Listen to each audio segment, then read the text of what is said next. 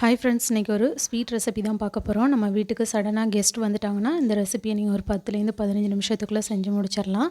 வாங்க எப்படி செய்கிறதுன்னு வீடியோக்குள்ளே போய் பார்க்கலாம். இந்த ரெசிபி செய்கிறதுக்காக நான் இன்றைக்கி ஒரு அரை கப் அவல் எடுத்திருக்கேன். இது கூடவே ஒரு அரை கப்புக்கு உடச்சக்கல்ல எடுத்திருக்கேன்.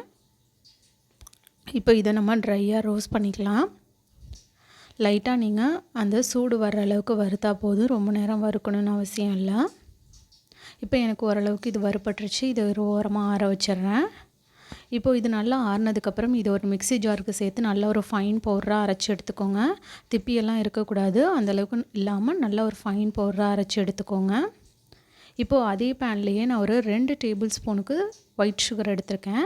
இதை இப்போ நம்ம கேரமலைஸ் பண்ணிக்கலாம். நான் ஏன் கேரமலைஸ் பண்ணுறேன்னா, நமக்கு நல்ல ஒரு கலர் கொடுக்கும் நம்ம செய்ய போகிற அந்த ஸ்வீட்டுக்கு. ஸோ ஒரு 2 டேபிள் ஸ்பூன் மட்டும் நான் கேரமலைஸ் பண்ணிக்கிட்டேன். இப்போது இதில் நான் ஒரு டம்ளருக்கு தண்ணி ஊற்றிக்கிறேன். உங்களுக்கு தண்ணி ஊற்றுனதோட கெட்டியாகிற மாதிரி இருக்கும். கொஞ்சம் நேரம் விட்டிங்கனாக்கா உங்களுக்கு அந்த சுகர்லாம் நல்லா கரைஞ்சி வந்துடும். இப்போது இந்த கரைஞ்ச அந்த சுகரில் நம்ம அடித்து வச்சுருக்க அந்த பவுடரை சேர்த்துக்கலாம். நீங்கள் பவுட்ரை நல்லா கிண்டிக்கிட்டே சேர்த்தாலும் சரி, இல்லை சேர்த்ததுக்கப்புறம் நல்லா கைவிடாமல் இந்த மாதிரி கிண்டி விடுங்க, இல்லைனா கட்டி பட்டுரும்.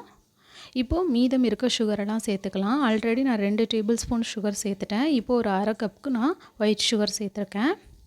இப்போ நம்ம சர்க்கரை சேர்த்ததோடவே நல்லா உங்களுக்கு இலகி வரும். இந்த ஸ்டேஜில் நீங்கள் ஒரு டேபிள் ஸ்பூனுக்கு நெய் சேர்த்துக்கோங்க.